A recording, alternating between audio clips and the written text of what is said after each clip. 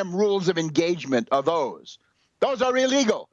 And these are, of course, the rules of engagement proclaimed and promulgated by Mad Dog Erdogan and Mad Dog Davutoglu. Speaking kindly, you can't do that.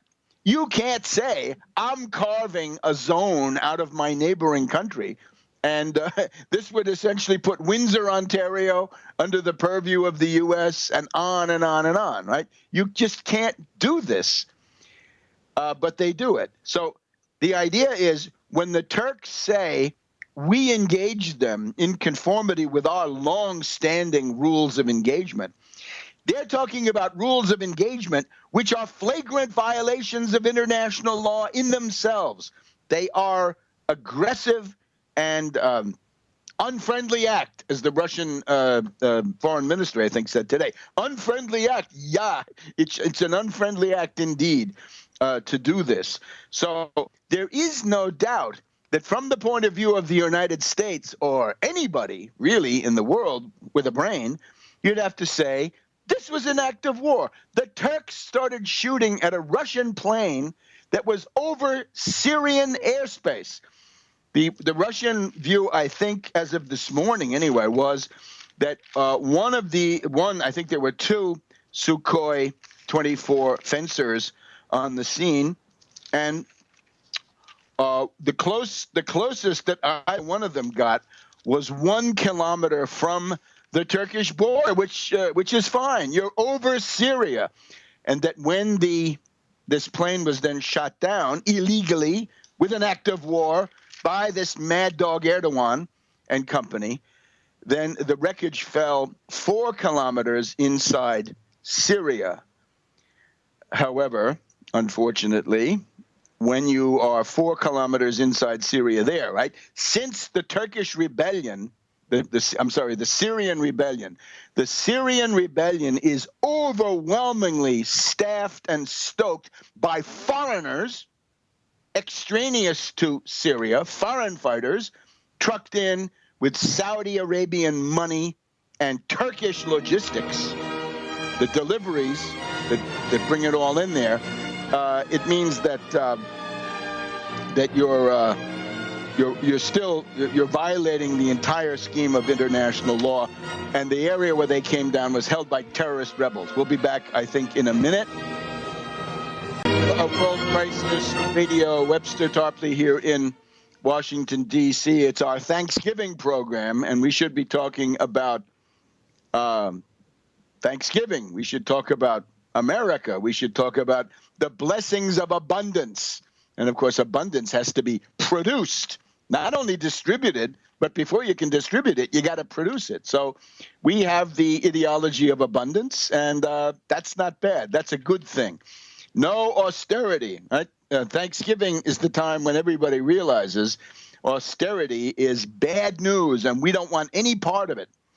And, of course, similarly then as we go through the Christmas season and the rest of the holiday season in which everybody can participate, right? You can have these holidays any way you want them, secular, religious, it's up to you. But have a good time is the point, and celebrate abundance. So our program, however, is marred by Mad Dog Erdogan and his sidekick Davutoglu. They have ordered the illegal shooting down of the Sukhoi 24 Fencer aircraft. It was over Syria. It never went into Turkey. It fell in the northern Syrian area, northwest Syrian area. You want to know where? Look at our daily briefing of yesterday. Yesterday identified this exact spot as the principal hotspot. And you can also find the same thing confirmed today after the fact by the London Guardian area where the plane crashed, their red circle in their ongoing news feed about what's going on. And then, unfortunately, this area around Kassab or Kassab, K-E-S-S-A-B, K-A-S-S-A-B. The problem is then that at least one pilot parachuted. He successfully ejected, but then he came down in an area held by terrorist rebels. And those terrorist rebels have committed the kind of atrocity that could lead to a world war. these vermin, these rodents, as they're called, right, starting in Libya. These are the rats, and that's what they are. So they acted out their rat essence by murdering the prisoner of war. Very serious crime.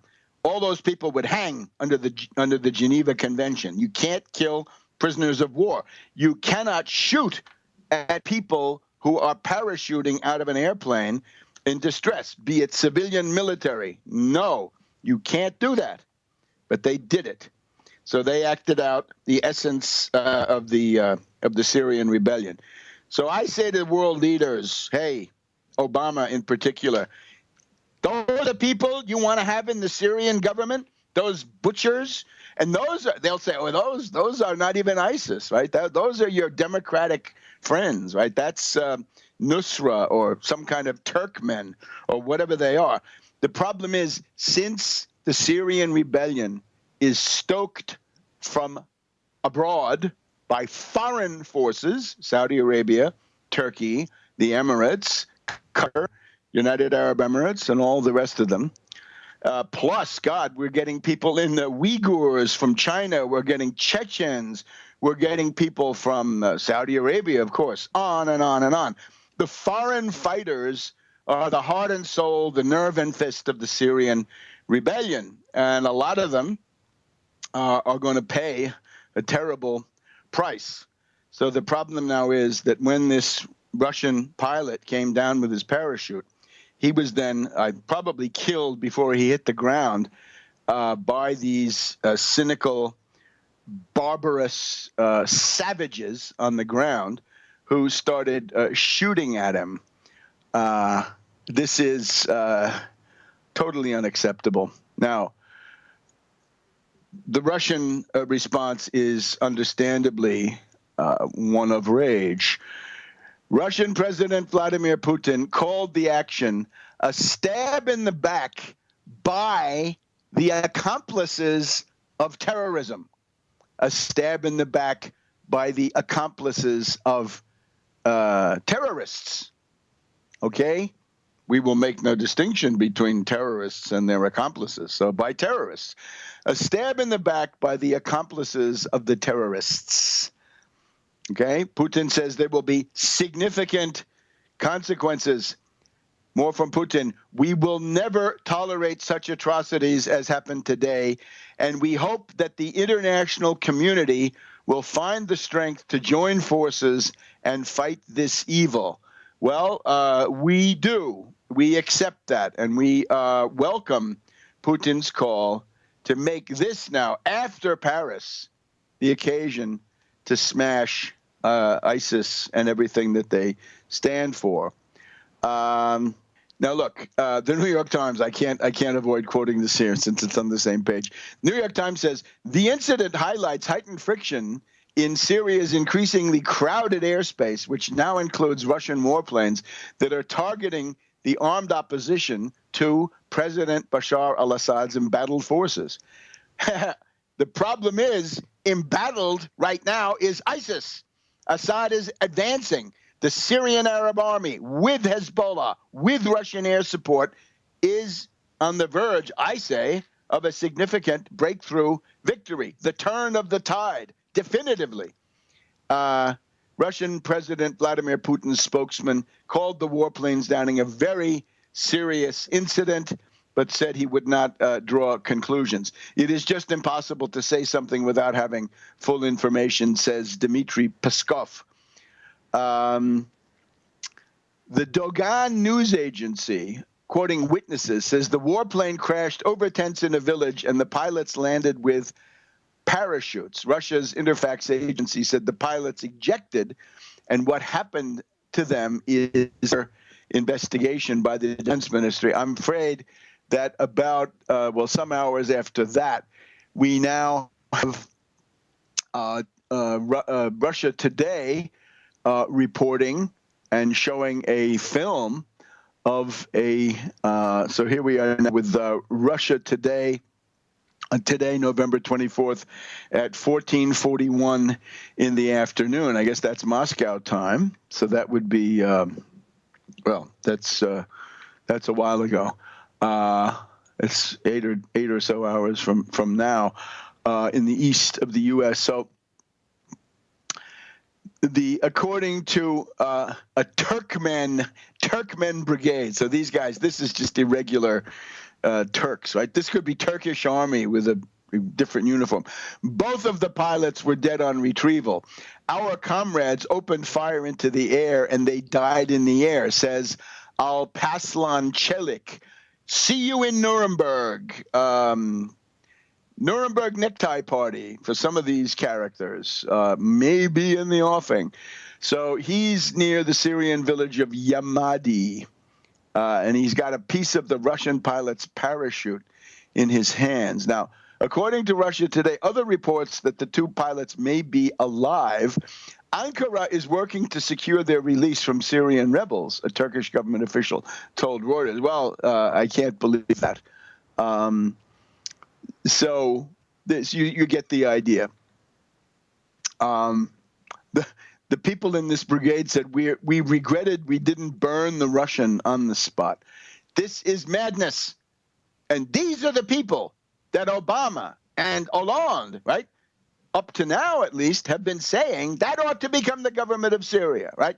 Because remember, the democratic, moderate terrorist rebels are these people.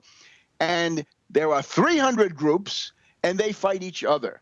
Now, let's just go through one or two of the things. Again, you can get this all on tarpley.net, where you should be every day. Indeed, you should subscribe. Now, after this, there's no excuse for not subscribing. Look here. We give you the red circle where it have to give it to you 12 hours in advance. And we tell you why. You don't subscribe to this, I don't know what I can do for you. Subscribe. Back in a minute. Back to World Crisis Radio. Webster Tarpley reporting from Washington, D.C. Pre-recording here on Tuesday, the 24th of November, in the midst of the international crisis caused by Mad Dog Erdogan with two F-16 shooting down a Russian Sukhoi 24 Fencer reconnaissance aircraft, I think, precisely over this area, which the Tax Wall Street Party Daily Briefing had called your attention to the day before. That is to say, in the late evening of Monday, the 23rd, we put out a briefing that goes through precisely the terrorist front in northwest Syria appears close to collapse. And it is. And let's just say a couple of words about this, right? It's clear right now that there's heavy fighting in the eastern suburbs of Damascus on the ground, right? So this is Ghouta.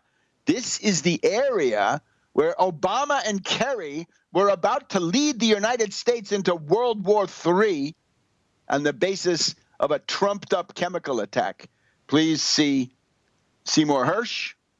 Two articles published in the London Review of Books during 2013 into 2014, where it explains that this was not done by Assad and that Obama even knew it was not done by Assad. Now, maybe this is, the experience of almost getting incinerated in World War III. That might have cleared Obama's head a little bit. And Kerry, right? Thanks again to Putin. He's a benefactor of the American people for having headed off that war. Putin and Lavrov. They're no angels, but they saved you from World War III. So let's not forget it. Let's have a little bit of gratitude where it's really due. So that was the situation.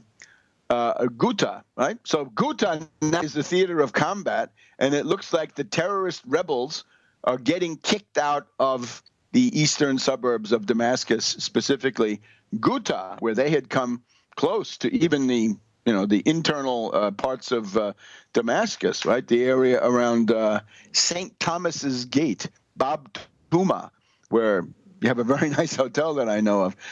That was under fire for a while, right? People had a hard time. Okay, so that's that. We've also got action going on in the eastern suburbs of. We're in the eastern suburbs, and there's fighting going on there.